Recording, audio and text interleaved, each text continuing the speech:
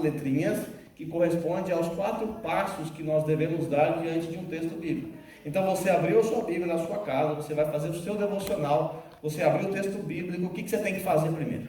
E aqui estão os 4 passos que são necessários para se dar na hora de ler, estudar ou tentar interpretar o texto bíblico. O primeiro passo que você vai dar é a observação.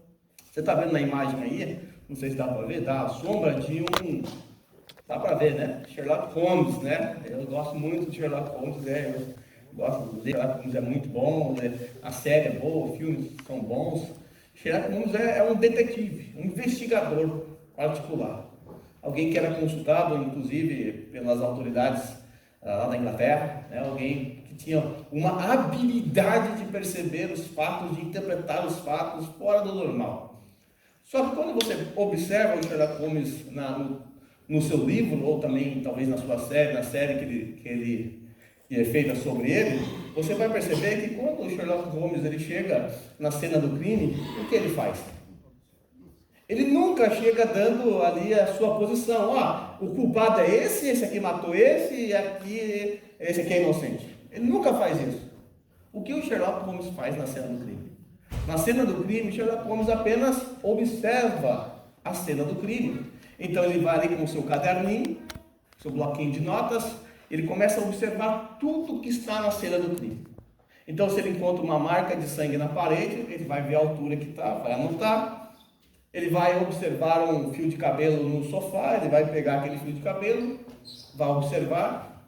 Se ele perceber que o sofá está fora do lugar, ele vai ver a marca no chão, era para estar aqui, o sofá saiu. Então ele vai observando tudo isso, mas ele não sabe o que aconteceu ali ainda.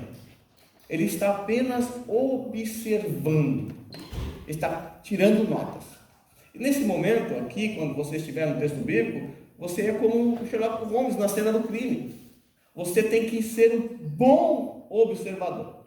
Você tem que fazer observações profundas, porque a interpretação do texto bíblico, ela vai depender muito da qualidade da sua observação. Se você for um péssimo observador, não prestar atenção em nada, sua interpretação vai ser horrível, vai ser a pior possível, você vai chegar a conclusões que o texto não chega. Então, o Sherlock Holmes, ele não interpreta a cena do crime. O que ele faz? Ele observa. Todo investigador, ele parte da observação, e você é o Sherlock Holmes da Bíblia Sagrada, tá? Você vai interpretar, você está diante da cena do texto bíblico, e ali você precisa observar, você vai colher informações, você vai fazer perguntas para o texto, você vai bombardear o texto com perguntas que precisam de respostas, mas você não tem as respostas, pelo menos nesse momento. Depois, então, nós temos a letra I. A letra I. A letra I é a interpretação. Nesse segundo passo, você vai então interpretar tudo aquilo que você observou. Você vai começar a dar resposta a tudo aquilo que você perguntou para o texto. Quando você assiste lá a série do Sherlock Holmes ou o filme, você vai perceber que depois de observar, o Sherlock volta para sua casa, vai para o seu quarto, para o seu escritório, e lá ele pega o seu violino, né? E começa a tocar seu violino. Enquanto ele está tocando o violino, ele começa a tocar o violino e ao mesmo tempo pensar na cena. Começa a dar significado a tudo aquilo que ele observou. Aconteceu um assassinato ali na cena do crime. Um homem matou uma mulher. Pelo menos ao que parece, tem uma mulher morta e um homem vivo, né? Conclusão que parece que alguém matou alguém ali, e lógico que a mulher não matou o cara que está vivo, o cara está vivo. E agora o Sherlock Holmes então começa a ligar os fatos. Começa a ver a altura do sangue, a altura da bala que entrou na pessoa, as marcas de sangue no sofá, o sofá revirado. Ele começa então a enderezar na cabeça dele a cena perfeita, porque ele começa a dar significado a tudo aquilo que aconteceu, para no final chegar à conclusão. Ele matou essa mulher, antes disso houve um confronto, ela caiu no sofá, porque o sangue é dela, ela mesmo já ensanguentada, caiu, o confronto foi avançando e de repente houve um disparo, e o disparo pegou nela e o sangue se puxou para cá, e beleza, está resolvido, está interpretado a cena do crime. Então, ou seja, quando você estiver, depois de ter feito todas as observações necessárias, você agora precisa responder o que significa aquilo que você observou. Tá? Então a interpretação, é muito importante, né, na hora de você entender o texto, porque a Bíblia é um texto escrito, você precisa interpretar. A Bíblia é um texto que narra histórias, narra fatos, você precisa interpretar corretamente os fatos, tá? Então a interpretação vai ser aqui vamos assim dizer, o alvo desse tempo que eu vou ter com vocês daqui para frente, tá? Nós vamos focar muito mais na interpretação, mas sempre nós vamos voltando aqui para o método OICA para que você aprenda a fazer isso também, tá? Mas eu vou focar muito mais na interpretação do que nos outros pontos. Próximo ponto é a correlação. O que é a correlação? Pensando nas Sagradas Escrituras, a correlação vai ser o seguinte: como esse texto, essa história, ou esse princípio teológico que eu aprendi, como esse texto se correlaciona com o restante das Sagradas Escrituras? Existe uma correlação? Existe um outro texto que esclarece melhor esse texto aqui, que está tão sombrio para mim que eu não estou entendendo direito? Então a correlação é basicamente isso. Agora vamos voltar lá no Sherlock Holmes, na cena do crime. Nesse momento da história, então o Sherlock Holmes ele vai na vizinhança. Ele chegou a uma conclusão, ele chegou à conclusão de que o homem matou a mulher, que houve uma discussão entre eles. Então o Sherlock Holmes vai até a cena do crime novamente e vai até a vizinhança. Vai a vizinhança da direita, a vizinhança da esquerda. Como era o relacionamento deles? Eles brigavam muito. Vixe, já a polícia teve que vir aqui várias vezes. E o outro, já teve agressões. Então ele vai ali nos entornos da casa, da cena do crime, ele vai procurando mais evidências e provas. Então quando você estiver também lidando com o texto bíblico, você chegou a uma conclusão. Você interpretou, chegou a uma conclusão. O que você faz? Você busca em todas as Sagradas Escrituras se há algo que comprova que realmente você tem razão. Porque às vezes nós chegamos a certas conclusões por causa de alguns textos bíblicos, mas depois quando a gente vê assim o contexto, que é a vizinhança para nós na Bíblia é o contexto imediato ou o contexto mais distante, aí nós descobrimos às vezes que nós estamos errados e não foi nada disso, tá? Que aconteceu, ou nada disso, que nenhuma conclusão é a que a gente chegou, então a gente tem que parar com isso. E por último, a letrinha A desse acróstico. Letra A. A letra A é a aplicação, né? Aplicação. Muitas pessoas, muitos cristãos, eles erram quando chegam a certas conclusões, porque eles imediatamente, ao abrir a Bíblia, procuram o significado do texto para eles. A gente nunca pode fazer isso. Nós nunca podemos buscar o significado para nós. Nós temos que buscar o significado para o autor. O que João queria quando escreveu? Se a minha conclusão for diferente da de João, então eu estou errado. Então nós nunca podemos partir da ideia de, deixa eu ver no texto o que ele significa para mim primeiro. Esse é o último passo. Porque se você abrir a Bíblia e procurar significados para você vai chegar a significados totalmente equivocados. Você vai interpretar o texto de maneira totalmente equivocada, porque o que importa, em primeiro lugar, é o que o texto significa para o autor, o que significava para aqueles primeiros leitores.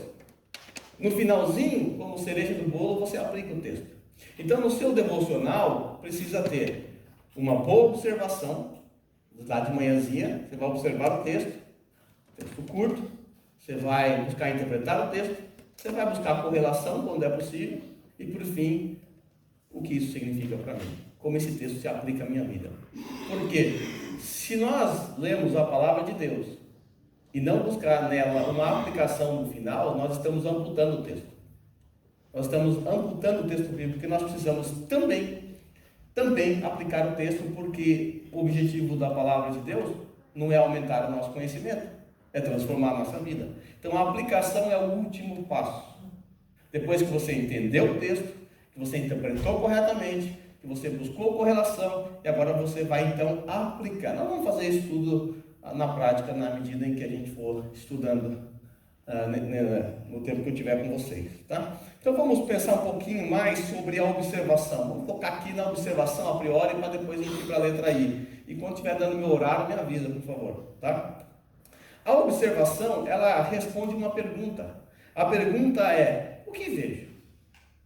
Essa é a pergunta que você vai responder quando você abrir o texto bíblico. Você abriu o texto bíblico, o que é que eu estou vendo aqui? O que a cena descreve? Aí aparece uma pessoa com nome lá, vai ser o Joaquim das Canelas Finas no texto bíblico lá. Aí você não sabe quem é. Em que você faz? Uma interrogação. Né? Você não sabe quem é. Ou anota. Quem é Joaquim das Canelas Finas? Aí você está vendo o texto aí, Joaquim das Canelas Finas saiu e foi para Minas Gerais. Você não sabe onde é Minas Gerais. Onde é que estava Joaquim das Canelas Finas e onde é que é Minas Gerais? Então você vai pegando informações que você não tem resposta e você vai observando. O que você está vendo no texto?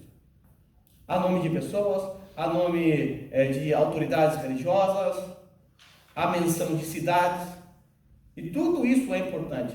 E quando se faz o preparo de um sermão, essa é uma parte que dá muito trabalho. É a parte, na verdade, que dá mais trabalho.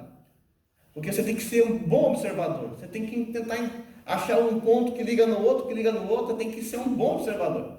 E na sua devocional diária também, você precisa ser um bom observador. Então você vai olhar para o texto e vai dizer assim, o que eu estou vendo aqui? O que eu consegui observar? Você pode ter uma Bíblia só para isso. Uma Bíblia só para você ser um bom observador. Para você riscar ela, para você passar cor nela. Eu tenho uma que é a que eu prego, coitada, ela está até saindo na capa já, tanto que ela é velha, né? Ganhei do Adriano, inclusive. Tanto que ela é velha. Mas é aquela que eu gosto tanto, porque está tudo anotado, né? Parece que quando eu pego a Bíblia de alguém, parece que eu não conheço a Bíblia mais. Parece que dizem que é assim também com outras pessoas, tá? Mas deixa eu mostrar para vocês qual que é o valor de uma observação. O Sherlock Holmes, você vê, esse teólogo Sherlock Holmes é bom, né? Ele tinha uma frase muito emblemática no seu livro. Ele tinha um amigo chamado Dr. John, médico, e eles sempre iam juntos, né, na cena do crime algumas vezes. E o Sherlock Holmes às vezes falava, chegava a certas conclusões e o John dizia assim, não vi isso, né? Aí o Sherlock Holmes dizia assim, você vê, mas não observa. Existe uma grande diferença entre você ver e observar. Por exemplo, vou dar um exemplo. Vocês vieram aqui de carro hoje, vocês viram muitos semáforos na rua. Quantos estavam verdes quando vocês passaram e quantos estavam fechados? Quantos semáforos vocês viram? Tá, vocês só viram, vocês não observaram. Um bom observador, ele vai se atentar a detalhes. É lógico, vocês não vieram, não vai sair contando semáforo também, né? Não muda nada na sua vida isso aí. É só para você entender que um observador é aquele que pega, capta detalhes. Ele vê pequenos detalhes. Por isso, o Sherlock Holmes sempre dizia para o John, cara, você vê, mas você não observa, você precisa observar. E a observação exige da gente um esforço muito grande. O esforço de colher detalhes, de ler o texto bíblico inúmeras vezes. Quando alguém vai pregar ou vai preparar um sermão, dar um estudo, diante de um texto bíblico, a primeira coisa que a gente tem que fazer é ler umas 500 vezes o texto. Umas 500 vezes o texto. Você vai lendo de novo, lê de novo, vai lendo, tem que fixar na sua mente, para que você consiga, depois disso, está gravado na sua mente, fazer as observações. Então, deixa eu dar um exemplo aqui para vocês, não precisa abrir o texto bíblico, mas escolha a alternativa correta para mim aí. Todo mundo aqui já leu o livro de Marcos? Todo mundo leu? Quem nunca leu o livro de Marcos? Deixa eu ver, quem nunca leu? Quem? Livro de Marcos. Evangelho de Marcos. Todo mundo aqui leu. Tá bom, beleza. Não abro o texto agora aí, mas escolha a alternativa correta. Pedro negou Jesus após o galo cantar 3 vezes. B. Pedro negou Jesus 3 vezes antes do galo cantar 2 vezes. C. Pedro negou 3 vezes Jesus após o galo cantar 3 vezes. D. Pedro negou Jesus 3 vezes antes que o galo cantasse 1 vez. Qual dessas você acha que está certo? Quem acha que é a letra A, levanta a mão. Ninguém. O Alexandre. Quem acha que é a letra B, levanta a mão. Rodrigo, você assistiu a aula, né, miserável? Quem acha que é a letra C? Agora todo mundo sabe qual é a resposta, né? Quem tinha ido na C? Seja sincero, na C. Quem tinha ido na D? Mas faltou mão aí, bicho, não tem mal opção. Ok, nós todos lemos o livro de Marcos, mas detalhes assim, como esse, para responder uma pergunta como essa, você só consegue responder se você for um observador. Se você abrisse o texto lá de Marcos, que eu vou botar ele aqui para vocês verem daqui a pouco, E se você fosse um bom observador, com detalhe, parando para pensar, nossa, você vai perceber que o galo teve o número de cantada do galo aqui. Veja aí os textos.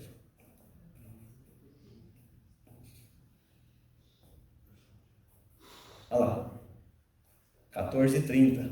Jesus respondeu: eu lhes digo a verdade, esta mesma noite, antes que o galo cante 2 vezes, você me negará 3 vezes. Na NVT, NVI também 2 vezes, na ARA também 2 vezes, tá?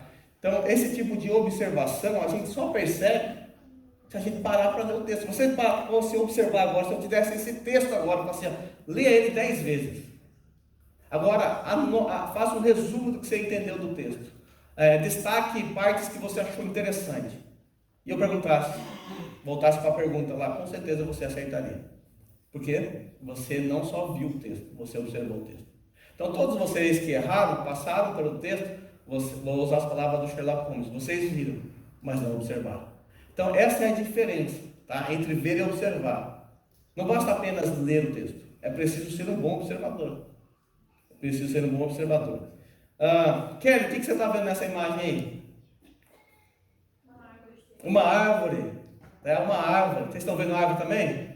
Tá. Eu vou agora colocar alguns pontos ali para ajudá-los a enxergar melhor. E esse método de estudo bíblico, ele vai fazer isso. Ele vai colocar pontos em lugares específicos. E agora, o que vocês estão vendo? Tá vendo? No primeiro, vocês viram. O ponto fez vocês observar. Então, a observação é, na verdade, você colocar ponto no texto. Você vai colocando a canetinha lá, um ponto aqui, um ponto ali, e vai fazer você enxergar o que realmente tem na imagem. A imagem, aí tem vários rostos, que eu não sei quanto que tem aí, eu já tinha contado, mas agora eu perdi a conta. Tá? Alguém não está vendo o rosto aí? Você não está vendo o rosto, Vitor? Vem cá.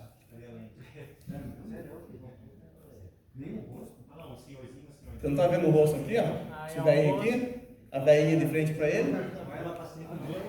Olha lá, os velhos lá em cima, lá em cima. Vamos ver se o áudio sai? Tá? Eu vou colocar aqui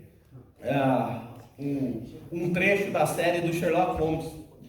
Muito bom, por sinal. E você vai ver nessa cena o momento em que o Sherlock Holmes conheceu o seu parceiro John, que era um soldado veterano de guerra, tá? Então, veja essa cena e observe o poder da observação.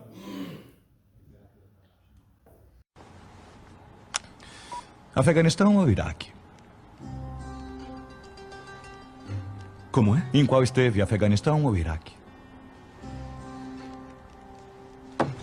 Afeganistão, como sabia? Mole o café, obrigado. O que aconteceu com o batom? Não combinava comigo. Sério? Achei que melhorou muito. Sua boca parece pequena agora. Tá bom. O que acha de violino? Como é que é? Eu toco violino quando estou pensando e fico sem falar por uns dias. Isso te incomodaria? Quem pretende morar junto deve saber o pior um do outro. Falou de mim pra ele? Não falei nada. Como sabe que estou procurando um quarto? É óbvio. Falei pro Mike essa manhã que sou um homem difícil para dividir quarto. E agora ele aparece aqui, depois do almoço, com um amigo que acabou de voltar do serviço militar no Afeganistão. Não foi tão complicado. Como sabia do Afeganistão? Estou de olho em um ótimo lugarzinho no centro de Londres. Juntos poderemos pagar. Nos encontramos lá amanhã às 7 horas. Desculpe, tenho que correr. Eu esqueci meu chicote no necrotério. É simples assim? Simples o quê? Mal nos conhecemos e vamos ver um quarto? Te incomoda? Não sabemos nada um sobre o outro, não sei onde eu me encontro e nem sei o seu nome. Sei que você é um médico militar que ficou inválido e voltou do Afeganistão. Sei que tem um irmão que está preocupado com você, mas você não pede ajuda porque não aprova o estilo de vida dele. Deve ser um alcoólatra. Provavelmente porque se separou da esposa recentemente. E sei que sua terapeuta acha que é psicossomaticamente manco. E está certo, devo admitir. Isso é o suficiente para começar, não concorda? Meu nome é Sherlock Holmes e o endereço é 221B da Rua Baker. Boa tarde.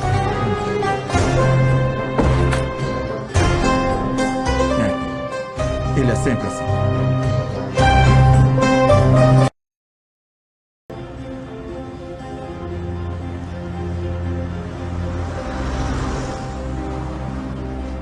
Muito bem. Alguma pergunta? Sim, aonde estamos indo? Cena do crime. Próximo. Quem é você, hein? O que faz? O que você acha? Eu diria um detetive particular. Mas A polícia não contrata detetives particulares. eu sou um detetive consultor. O único no mundo. Eu inventei a função. E o que quer dizer? Que quando a polícia não sabe o que fazer, ou seja, sempre me consulta. A polícia não consulta amadores. Quando eu te vi ontem pela primeira vez, eu disse Afeganistão ou Iraque. Você pareceu surpreso. Sim, como sabia? Eu não sabia, aí eu vi. Seu corte de cabelo, o jeito que você anda é militar. E sua conversa quando entrou na sala. Diferente do habitual. Disse que estudou em Barts, um médico militar, é óbvio. Seu rosto está bronzeado, mas sem bronzeado, acima dos pulsos. Esteve fora do país, mas não de férias. Você manca muito quando anda, mas não pede uma cadeira para sentar, como se às vezes esquecesse disso. Eu diria que é parcialmente psicossomático. Isso indica que as circunstâncias de origem da ferida foram traumáticas. Ferido em ação, imagino. Ferido em ação, bronzeado, Afeganistão ou Iraque. Você disse que eu fazia terapia. Você é psicossomaticamente manco, é claro que faz terapia. Então, quanto ao seu irmão, seu celular é caro, acessa e-mail, toca MP3 e procurava alguém para dividir um quarto. Não gastaria dinheiro nisso, foi um presente. Tem arranhões, muitos. Esteve no mesmo bolso que chaves e moedas. E o homem aqui do meu lado não trataria um item de luxo desses assim. Então ele pertencia a alguém. E a próxima é fácil, até você sabe. A inscrição? Harry Watson, claramente um membro da família que te deu o celular. Não é seu pai, é o celular de um jovem. Poderia ser um primo, mas você é um herói de guerra que não tem lugar pra morar. Logo, não tem uma família grande. Com certeza alguém muito próximo, então diria o irmão. Agora, Clara? Quem é Clara? 3 beijos indicam uma ligação romântica pelo custo do celular, esposa, não namorada. Deve ter dado recentemente a ele. O modelo tem só 6 meses. Casamento com problemas e ele deu o celular pra você. Se ela o deixou, ele teria ficado com ele. As pessoas são sentimentais. Não, ele queria se livrar dele, ele a deixou. Ele deu o celular pra você, um jeito de dizer pra manter contato. Está procurando um lugar barato, mas não foi pedir ajuda pro seu irmão. Isso indica que tem problemas com ele. Talvez gostasse da esposa dele e talvez não goste do alcoolismo. Como você poderia saber do alcoolismo? Foi um tiro no escuro, mas um bom. A entrada do carregador tem pequenas marcas de arranhado. Toda noite ele coloca pra carregar, mas as mãos estão tremendo. Não vê marcas assim no celular de um homem sóbrio e sempre no de um bêbado, viu só? Você tinha razão. Eu tinha razão. Eu tinha razão do quê? A polícia não consulta amadores. Isso foi incrível. Você achou? É claro que eu achei. Extraordinário. Extraordinário. Não é o que dizem geralmente. O que dizem geralmente? Não enche.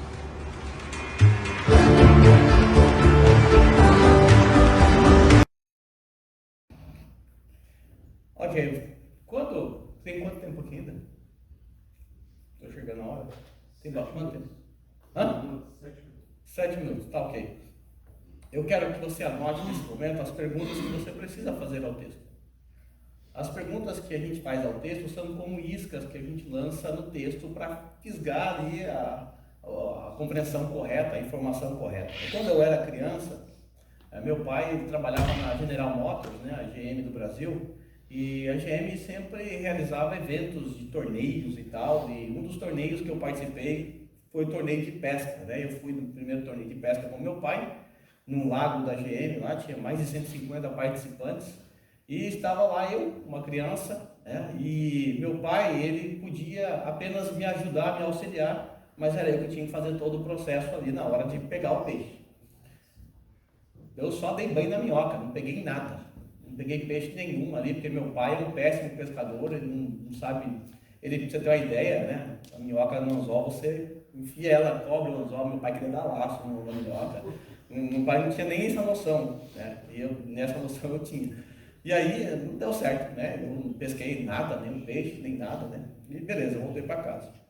No outro ano, teve novamente, e aí meu pai pediu para o vizinho, né, da minha casa ali, que é onde eu morava, para ele me acompanhar. E ele era um pescador, caçador, foi com ele que eu aprendi a caçar, com ele que eu aprendi a pescar. Como ele não tinha filho homem, só menina, então ele via em mim um filho que ele queria ter. Então eu gostava de pescar e ele me levava para pescar direto lá no Rio Paraíba, né? O Renan sabe onde é, ia pescar direto e tal. Quando eu comecei a trabalhar com 12 anos, meu sonho era comprar uma carroça, para vocês terem uma ideia, para poder pescar, né? E aí ele foi da GM comigo, né, no torneio, e eu naquela competição fiquei em 4º lugar com ele, né?